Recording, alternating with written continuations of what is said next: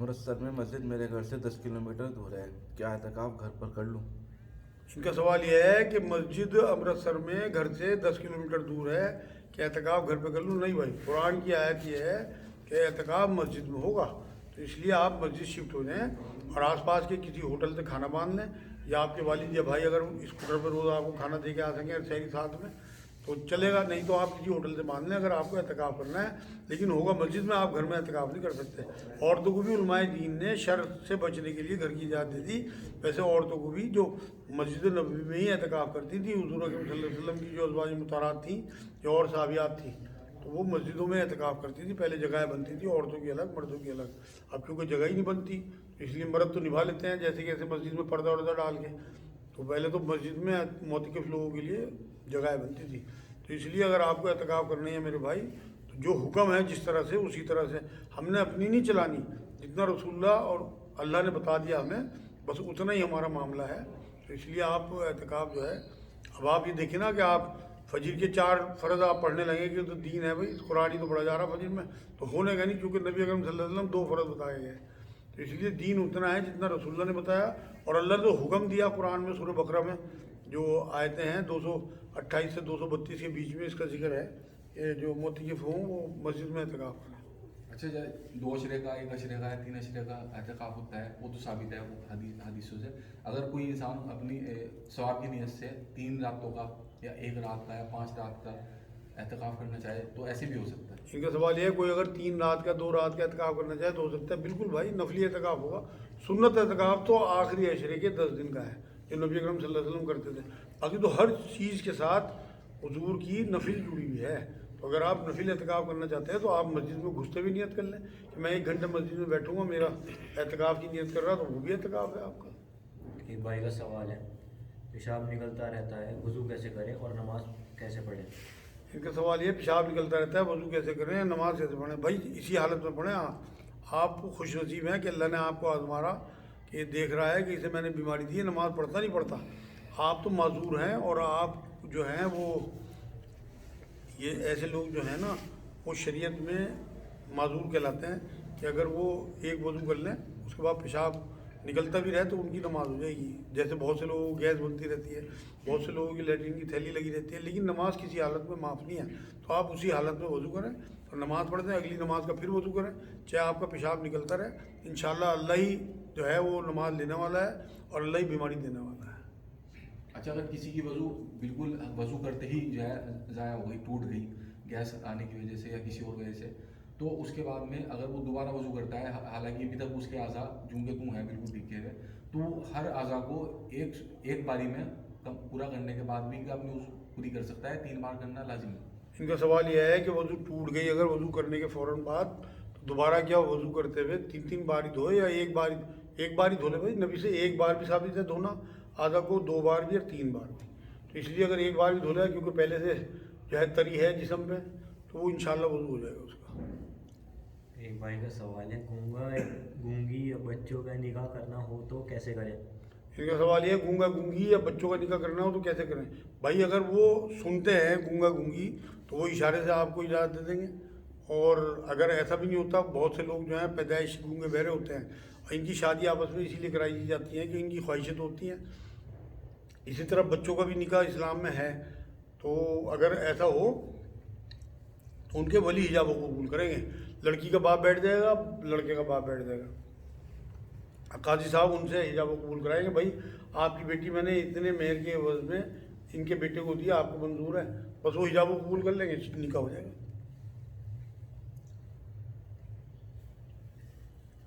اچھا، کیا دنیا میں جو کچھ ہو رہا ہے وہ اللہ کی مرضی سے ہو رہا ہے؟ اس کا سوال یہ ہے کیا دنیا میں جو کچھ ہو رہا ہے اللہ کی مرضی سے ہو رہا؟ اللہ کی مرضی سے نہیں ہو رہا، اللہ کی اجازت سے ہو رہا، اللہ کے علم سے ہو رہا۔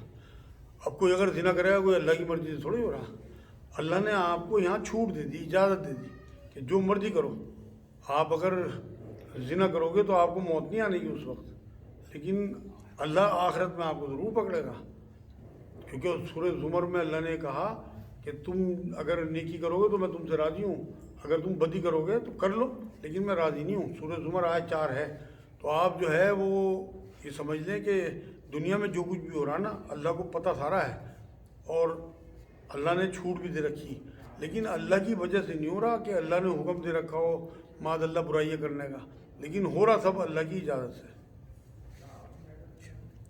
کیا عید کے دن شیطان روزہ رکھتا ہے؟ اس کا سوال یہ ہے کہ عید کے دن شیطان روزہ رکھتا ہے؟ یہ سب بیکار کی باتیں اڑائی ہوئی ہیں کہ جہاں نماز موڑ دو شیطان نماز پڑھ لے گا، نہیں تو عید کے دن روزہ، اس کا تو نیکی سے کوئی مطلب ہی نہیں ہے۔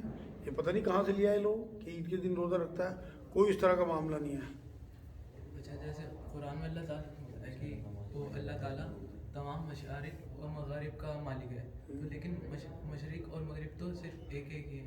ان کا سوال یہ ہے مشارق اور مغارب کا ذکر ہے قرآن میں سورہ رحمان میں، جبکہ مشارق اور مغرب تو ایک ہی ہیں۔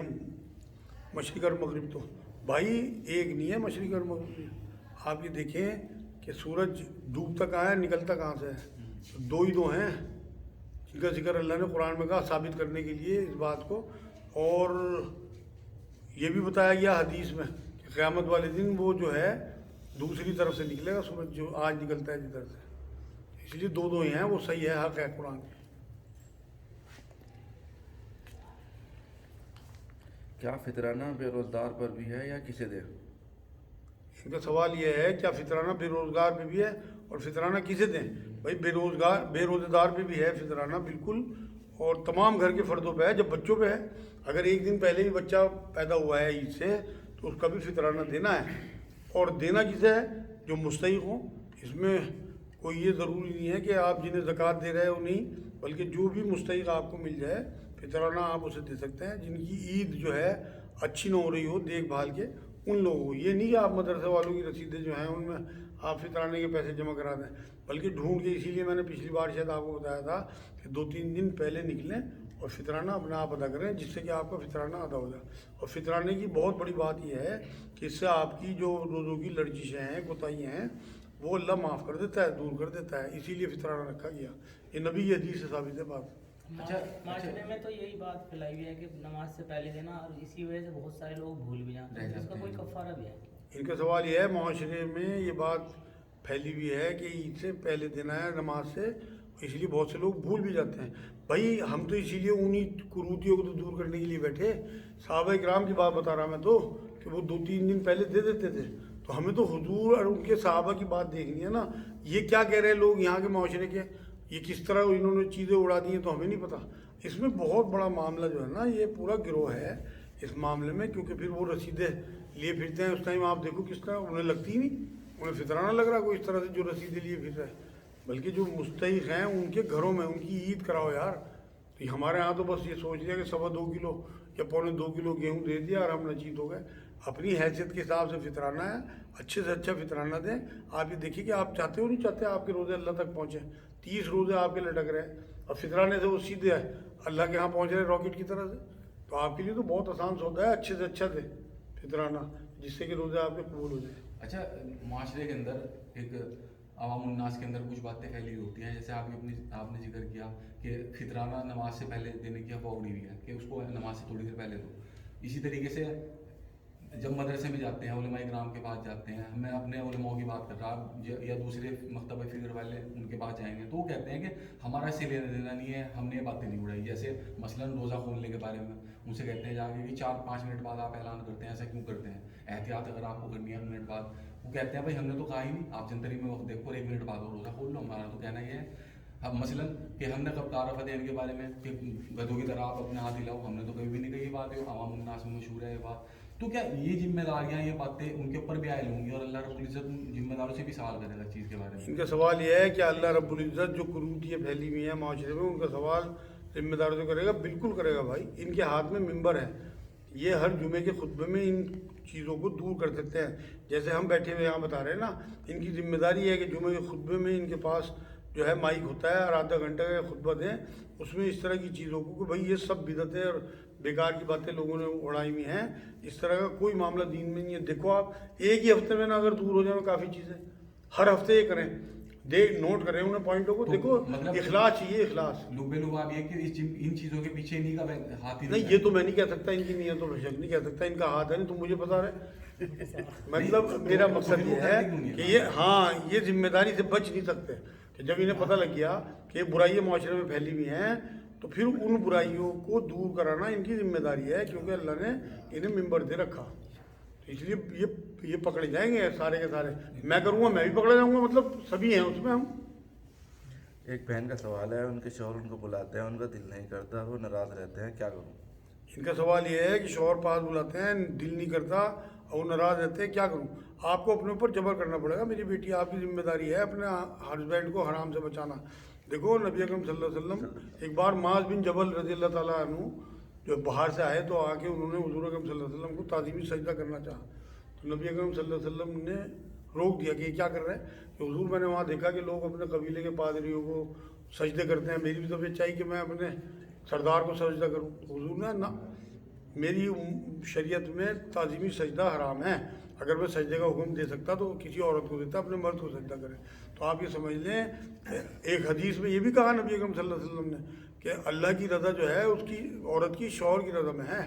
اگر وہ آپ کے شوہر شریف آدمی ہیں اور آپ کا پورا خیال کرتے ہیں آپ کے نان نفقے کا، تو آپ کی ذمہ داری ہے جب اللہ نے ان کے گھر میں بھیجا ان کی ضرورت پوری کرنا، اور اگر آپ نہیں کریں گی تو اللہ کی پکڑ میں آ جائیں گی۔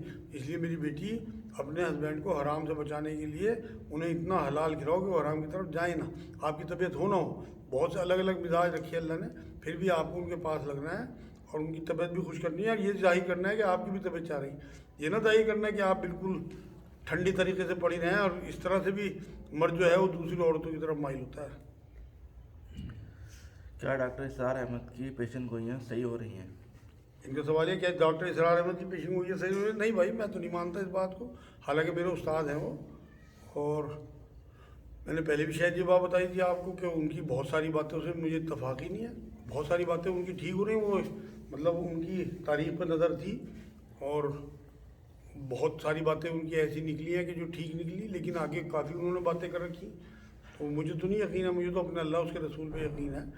تو جو باتیں انہوں نے اب تک کہی ہیں ان میں بہت ساری باتیں جو ہیں نہیں ہوئی، بہت ساری ہو گئی، تو مجھے پورا یقین نہیں ہے میرے بھائی اس پہ۔ کیا سیدوں کو زکوٰۃ دینا بھی منع ہے؟ سیدوں کو زکوٰۃ لینا کیوں حرام ہے؟ سیدوں کو زکوٰۃ دینا منع ہے، ہاں۔ سیدوں کو زکوٰۃ لینا کیوں حرام ہے؟ ان کا سوال یہ ہے کیا سیدوں کو زکوٰۃ دینا منع ہے؟ ہاں بالکل منع ہے بھائی، نبی اکرم صلی اللہ علیہ وسلم نے منع فرمایا، اور یہ پوچھا انہوں نے کہ کیوں منع ہے؟ اصل میں تو اس میں تو حکمت ہے رسول اکرم صلی اللہ علیہ وسلم کی، کہ حضور نے اس لیے منع کیا اپنی آل کو زکوٰۃ دینے سے کہ لوگ زیادہ سے زیادہ ساری زکوٰۃ انہیں بھر دیا کرتے ہیں، جس طرح کا تقدس ان کا ہے اہل بیت کا ہمارے ہاں، تو حضور نے روک لگا دی۔ لیکن یہ بھی تو فرمایا نا تمہارے مالوں میں زکوٰۃ کے علاوہ بھی لوگوں کے حق ہیں۔ ایک وضاحت میں یہاں کر دوں، سید کو زکوٰۃ دے سکتا ہے، یہ شیعہ لوگوں کا مسلک ہے، لیکن ہے صحیح بالکل کہ، اور ایک اور بات بتا دوں میں، جس طرح کا معاملہ ہے، پہلے تو بیت المال سے ان کے وظیفے بندے ہوئے ہوتے تھے، اب بیت المال کا تصور ہے نہیں، تو امام ابو حنیفہ صاحب کا کہنا یہ ہے کہ اس حالت میں جو آج کے حال ہیں اس میں قرآن کی وہ آیت کام کرے گی جس میں حرام بھی حلال ہو جاتا ہے، تو اس دور میں اگر کوئی سید بہت زیادہ پریشان ہے تو وہ زکوٰۃ بھی لے سکتا ہے، یہ امام ابو حنیفہ صاحب کا مسلک بتا رہا میں آپ کو، تو اس لیے بالکل آپ دیں، اول تو اپنے پاک پیسوں میں دیں، اگر آپ کو پتہ لگ جائے کوئی سید پریشان حال ہے تو آپ بالکل، آپ کے تو مزہ آ گیا، آپ اپنا سب کچھ لٹا دو انشاءاللہ تعالیٰ، آپ یہ دیکھو کہ اس کا بدلہ کیسا ملتا ہے۔ میرے یاد آ رہا ہے ایک واقعہ میں نے شاید پہلے سنایا تھا کہ حضرت عمر کے پاس ایک دن عبداللہ بن عمر روتے ہوئے آئے، چھوٹے تھے، اور حضرت حسن اور حسین کے ساتھ کھیل رہے تھے، ان میں سے کسی نے انہیں پیٹ دیا اور یہ کہہ دیا کہ تم تو ہمارے غلام ہو، تو یہ بھاگے ہوئے آئے روتے ہوئے اپنے باپ کے پاس، حضرت عمر کے پاس رضی اللہ تعالیٰ عنہ، کہ وہ تو یہ کہہ رہے ہیں کہ تم ہمارے غلام تو وہاں گالی تھی نا اس معاشرے میں، تو حضرت عمر نے ان کا ہاتھ پکڑا اور دوڑ لگا دی کہ چلو ان سے لکھواؤں کہ ہم جو ہیں ان غلام ہیں ان کے، اور نبی اکرم صلی اللہ علیہ وسلم کو آخر میں دکھا دیں گے کہ ہم نے آپ کے جانے کے بعد آپ کی پشتوں تک کی غلامی کی۔ تو یہ تو وہ لوگ ہیں کہ اگر آپ کو کہیں سے چانس مل جائے تو ان کے لیے اپنا سب کچھ نچھاور کر دو۔ کیا عورتوں اور لڑکیوں پر جن آ سکتے ہیں؟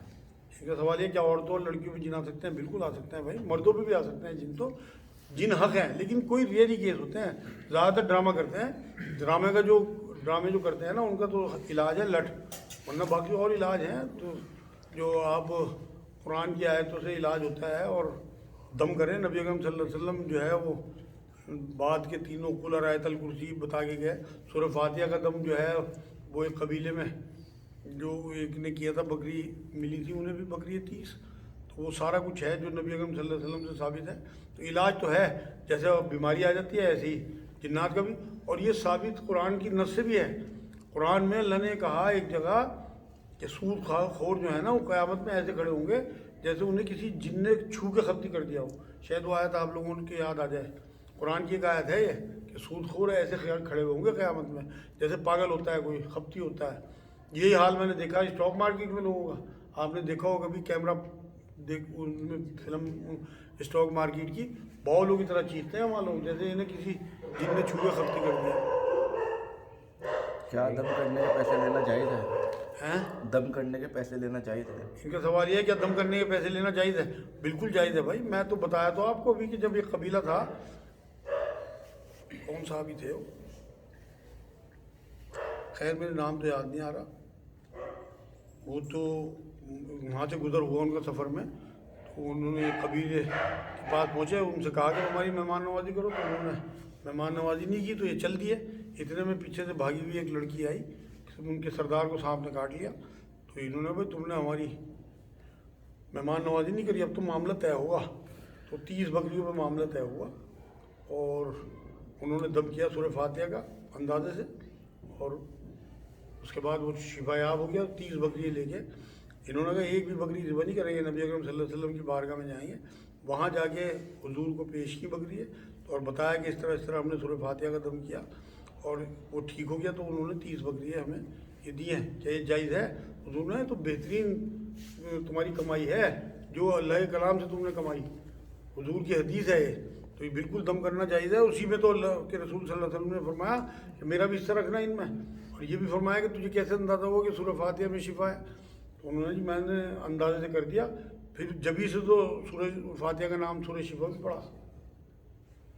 یہ میں کا سوال ہے, کیا عورتوں کو بھی گندے خواب آ کر ناپاکی ہو سکتی ہے؟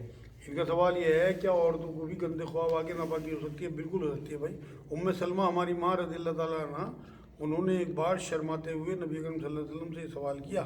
تو حضور نے ہاں بالکل عورتوں کو بھی گندے خواب آ سکتے ہیں. تو انہوں نے پوچھا جی ہمیں پتہ کیسے لگے گا ناپاکی کا؟ کہ اگر تجھے اپنے کپڑوں پہ تری محسوس ہو پھر تیری ناپاکی ہو گئی, تجھے غسل کرنا چاہیے. یہی مردوں کے لیے بھی ہے.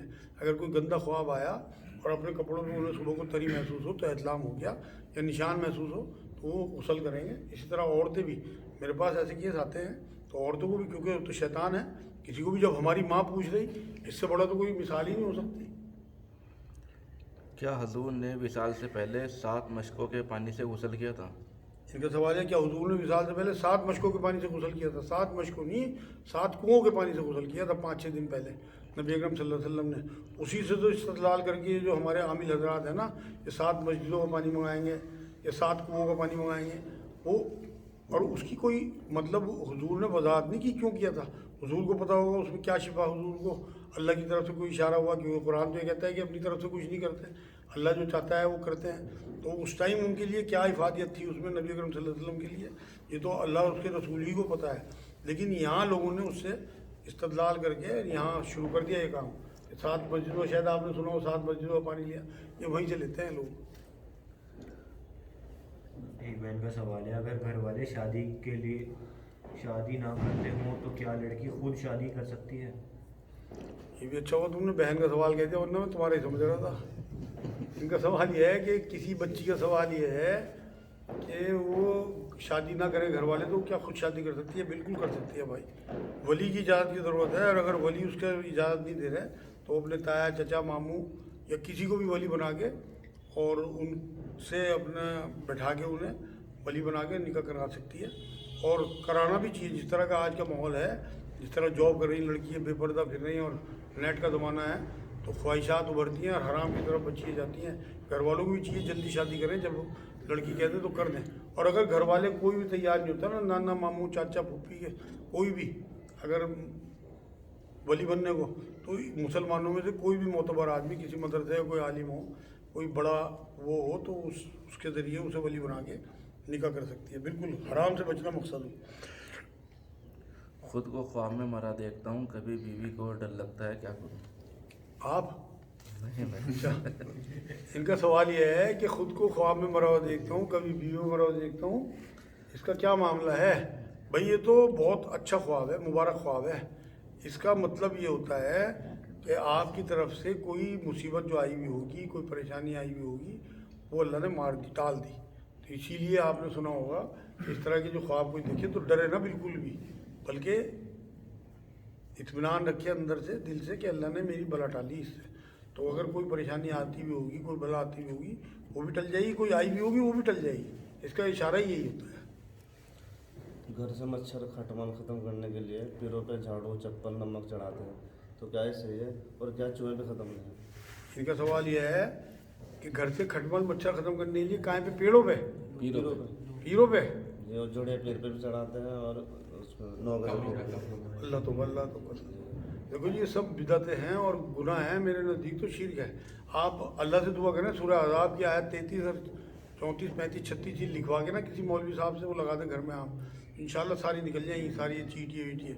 दूसरे और टोटके हैं कि आप आटा डाल दो, चीटियों को ये कहो कि वो चीटियाँ जो हैं आवाज़ भी सुनती हैं, सुलेमान अलैहिस्सलाम के बूटों की आवाज़ सुनी थी उन्होंने, कुरान में जिक्र है।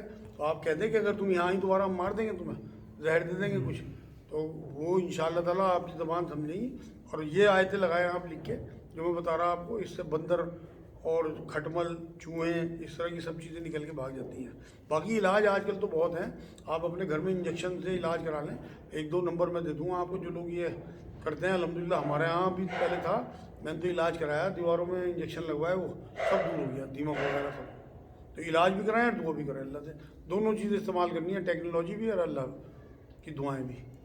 एक भाई के गले में गांठ है थायराइड की, उसकी वालदा का भी इंतकाल हो चुका था पहले, उनकी भी गांठ थी कैंसर की। तो अब उसको फिक्र हो रही है कि कहीं मेरा कैंसर ना हो, लेकिन अभी टेस्ट में नहीं है, पॉजिटिव थी। इनका सवाल यह है, किसी को थायराइड की गांठ है, पहले वालदा का इंतकाल कैंसर में हो गया तो वो ख़तरे में है। भाई सब लोग एक तरीके से तो मारने का नहीं अल्लाह मियाँ, अल्लाह तो अलग अलग तरीके से मारेगा, इसलिए इस वहम में तो बिल्कुल ना पड़े। और थायराइड की गोली खाता रहे और 25 तारीख को हमारे पास आ जाए, इंशाअल्लाह 6 महीने में उसकी गांठ बिना ऑपरेशन के ख़त्म हो जाएगी। कैंसर भी नहीं बनाया, पहले दिन से ही कैंसर का इलाज हम कर देंगे, परेशान ना हो बिल्कुल। पहले अपने अल्लाह पे भरोसा रखे, अल्लाह जो है वो ये कहता है कुरान में, मुझे क्या पड़ी कि मैं तुम्हें अजाब दूँ। तो कैंसर तो अजाब की शक्ल है, अगर वो नेक आदमी हैं तो नमाज़ें अपनी सही रखे, नमाज अल्लाह से हिफाजत मांगे। फ़िलहाल अल-मुहय्यी एक लफ्ज़ ये पढ़ता रहे जब तक हमारे पास आए, 25 तारीख को मरकज़ खुलेगा।